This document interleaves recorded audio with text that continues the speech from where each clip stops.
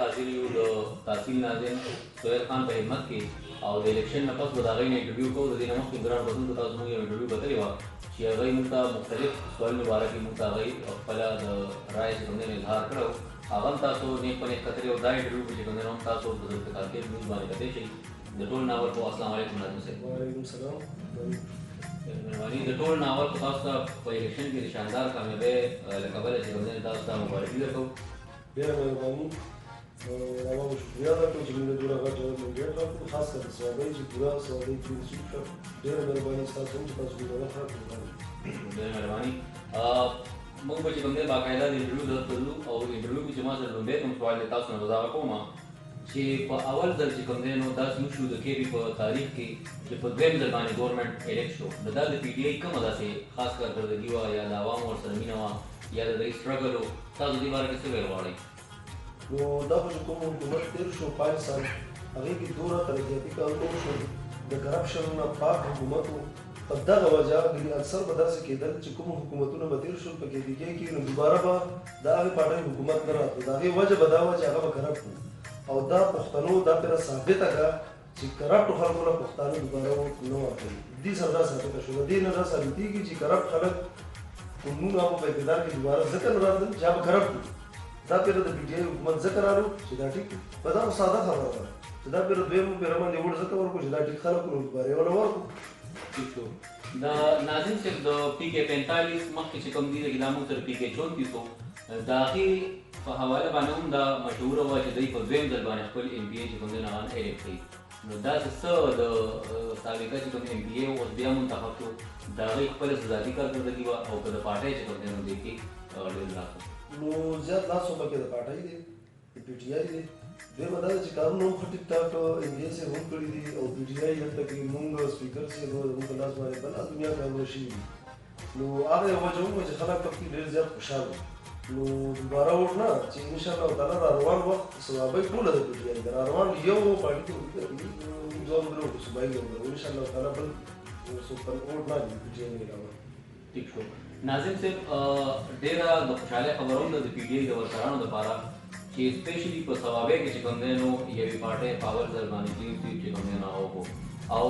د دې په منځ کې چې لکه مطلب ډېر زاړه امیدوار او هغه چې کوم دی تجربه کار سیاستدانان وو یا ډېر زړې پارټۍ وي او داسې په دې وخت کې چې کوم دی نو پي ډي آی یو نوې پارټي وه او په ټوله ثوابۍ کې کلین سویپ وکړو. د دې باره کې څه ویل غواړئ؟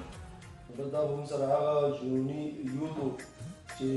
دغې پارټو دغې غټو خلکو دغې مشرانو او د نورو پارټو به خنداګانې کولې چې دا ټانګه پارټي ده او دا هغه هلکان دي او څه سوري وایي او د دوی څه نشته دی. نو زه د دغې یوت هم شکریا ادا کوم، خاص کر زموږ چیرمین ډېر سټرګل کړی، جدوجهد کړی، درلې کړي دي او هغه چې موږ له کوم پروګرام راکړی موږ به ستړي شو هغه به موږ له یو حوصله راکړه نو موږ به هغه شی بیا روان کړو. نو دا هغه ټول یوت و هغه دغه منډې وي چې دغه هلکانو نن په کار راغلي او الیکشن کې دغه منډې ووالي او دغې زاړه ګاګړان له شکست وکړو او ووټ یې د خلکو روان شو ډېر صحیح طریقې سره. ناظم صاحب په کې پي کې چې کوم هغه 66 دي او دا میجارټي ده د 2/3 چې کوم دی او دوی واضح په ګورنمنټ کې د جوړولو مطلب لکه پوزیشن کې دي. نو آیا دوی به ځان سره په ګورنمنټ کې نورې پارټۍ لکه مخکې چې دوی سره کوم مطلب په اتحاد کې ګورنمنټ کې شامل نور به څوک اخلي او که نه دوی په خپل ځان ته ګورنمنټ جوړول غواړي؟ نو بس ځان ته خو په کې پي کې ګورنمنټ جوړېږي نو د بل چا ضرورت نشته. خپل ګورنمنټ کوي او خپل اختیار کوي انشاءالله تعالی ښه صحیح طریقې سره حکومت چلېږي، ډېر زبردست طریقې سره دا کار چلېږي. ټیک شو جي. ناظم صاحب راځو بیا د خپلې حلقې طرف ته. زموږ په تحصیل لاهور کې هغه امیدواران چې کوم د پارټۍ خلاف الیکشن کړی دی یا مطلب هغوی ته پارټۍ چې کوم مطلب کمیټي وه هغوی ورته ټکټ ورنه کړی شو یا مطلب څه وجوهات داسې وو چې هغوی ته ټکټ میلاو نه شو او هغوی د پارټۍ اګینسټ لاړل مطلب مخالف ودرېدل او هغوی الیکشن لړاو کړل. د هغوی باره کې د پارټۍ اوس څه موقف دی؟ اول په هغې کې دا خبره ده چې کوم کسان د پارټۍ خلاف ودرېدل او د پي ټي آی سره مخکې تعلق درلود نو دغې نامینیشن پیپر چې کله جمع کېدو د دغه دپاره د ټکټ دپاره چې کله دی اپلای کوله نو هغې کې زموږ مرکزي کمیټۍ یو سټامپ پیپر لیکلی چې هغه هر امیدوار دپاره و. هغې کې دا لیکلي وو چې یاره ته چارې تا ته ټکټ میلاو نه شو او بل چا ته میلاو شو په دغه حلقه کې نو ته دا حلف چې ته دا بیان حلفي کې چې ته به بیا الیکشن نه کوې. نو هغې کې باقاعده هم هغه کینډیډیټ دستخط کړی دی. نو زه نن هغوی ته دا و چې یاره هغوی پړمبې دعوه داخله کړي که پارټۍ سره چې تا دا ثبت کړی تا دا بیان لیکلی د پارټۍ سره چې زه به الیکشن نه کوم منم تا الیکشن وکړو نو بیا خو ته دغه ځای کې چې دی نو خپل سوچ وکړه چې تا کومه غلطي وکړه.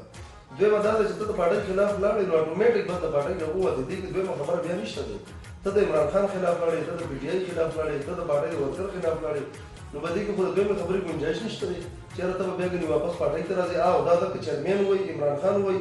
بس هغه پارټۍ ته بالکل بیا به سر سترګو خو هغه هېڅ قسم داسې فیصله نه ده کړې او دا یې ویلي دي چې کوم سړی د پارټۍ خلاف دی که هغه ځان نظریاتي وایي که هغه هر څه وایي چې پارټۍ خلاف لاړ هغه موږ سره نه دی. هغه بالکل کلیر کټ آوټ دی. ناظم صاحب تاسو د تحصیل لاهور ناظم هم یې او په دې سره سره چې کوم دی تاسو د پي ټي آی تحصیل لاهور صدارت هم تاسو ورته غاړه د پارټۍ چې کوم هغه عهدیداران چې کوم هغوی سره د پارټۍ په تحصیل لاهور کې مختلف قسمه عهدې وي هغوی هم په د الیکشن کې چې کوم دی پارټۍ سپورټ کړي دي یا مخالف پارټۍ سپورټ کړي دي یا د خپلې پارټۍ اګینسټ هغوی لیدلي دي نو تاسو به حیثیت د پارټۍ صدر د هغوی خلاف څه کاروایي چې کوم دی هغه تاسو کول غواړئ یا تاسو سره اختیار دی چې هغه تاسو کولی شئ؟ هغې لپاره موږ داسې وکړه چې یونین کونسلو ته مو خپله لیټر ولیکلې د یونین کونسل تنظیمونو ته د تنظیم په نوم ځکه چې هغې کې بعضې داسې کسان چې صدران به نو هغوی هم پارټۍ خلاف کینډیډیټ چې دی نو یا د بلې پارټۍ هغوی به چې دی نو ووټ ورکړی نو ما تنظیم په نوم تنظیم نه دا ولیکل چې تاسو ټول مشترکۍ او اجلاس د هر یونین کونسل راغواړئ هغې کې تاسو ډیسایډ کړئ چې کوم کوم ګرځ د پارټۍ یعنې عهدیدار چې کوم دی یو خو عام ورکړي هغه سره به هم څه کار نشته ممبر یا د هغوی خو چې کوم عهدیدار دی د پارټۍ عهده ده ورسره او هغه د پارټۍ خلاف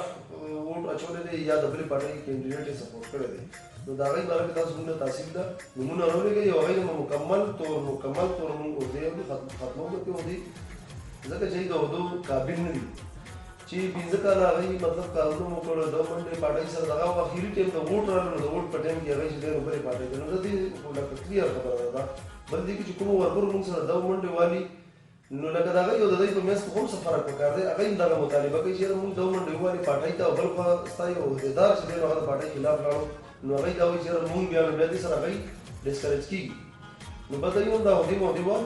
او نوي کسان به منتخب کړو بلا کسان چې دوی بس بیا پارټۍ کې وینو لیدي او که نه وینو لیدي بس بیا موږ هغوی خو عهده به کم سے کم داسې کس سره کم سے کم عهدیدار به ماته په پارټۍ کې دلته داسې نه چې هغه د پارټۍ خلاف ترې عهده دی ورسره سوال به پیدا کېږي. ٹھیک شو ناظم صاحب انشاءاللہ دا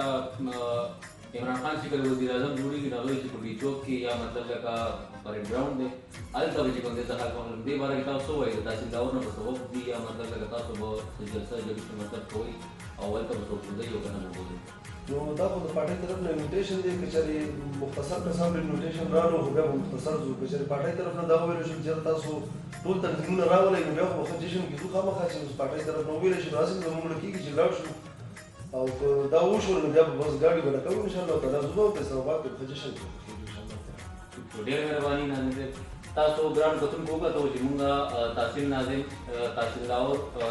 ناظم صاحب چې کوم دی سهیل خان هغوی سره راغلي وو هغوی خبرې اترې تاسو واورېدې د الیکشن نه پس د الیکشن نه بعد هم تاسو واورېدې تاسو دا زمونږ انټرویو چې کوم ناظم صاحب سره وشو دا ډېره شیر کړئ. ټیک شو اخره کې چې کوم دی نو ناظم صاحب نه مونږ یو میسج چې کوم دی نو دغه کوو چې هغوی خپلو عوامو ته یا د الیکشن باره کې یا څه ویل غواړي. زه خصوصا د پي کې 45 او د صوابۍ چې څومره عوام دي چې کوم عزت مونږ ته او ګوزې ته راکړو انشاءالله تعالی هغوی ته دا ویل غواړو چې تاسو به انشاءالله تعالی په خپل ووټ باندې پښیمانه کېږئ نه او دلته د پي ټي آی حکومت راغلو کوم خوب چې مونږ لیدلی وو کوم چې زموږ ویژن و کوم چې زموږ پروګرام و کوم منشور و کوم چې مونږ دا منډې والې ټول دپاره چې تاسو مونږ سپورټ وکړو انشاءالله تعالی 100% په هغې باندې مونږ پوره پوره یو کومې وعدې چې مونږ قوم سره کړي کومې وعدې چې مونږ خلکو سره کړي دا د ډیولپمنټل کارونه دي دا د نظام د تبدیلۍ دي د ادارو د مضبوطوالي دي انشاءالله تعالی 100% به زمونږ د عمران خان نه والې زمونږ تر ورکره پورې د ورکر نه والې تر غټو عهدو پورې چې څومره زمونږ وزارتونه وزیران جوړ شول جوړېږي به پرایم منسټر پورې انشاءالله تعالی زمونږ پوره پوره دا کوشش وي چې پاکستان به د دنیا کې یو عظیم ملک جوړوي انشاءالله تعالی. انشاءالله ډېره مهرباني ناظم صاحب.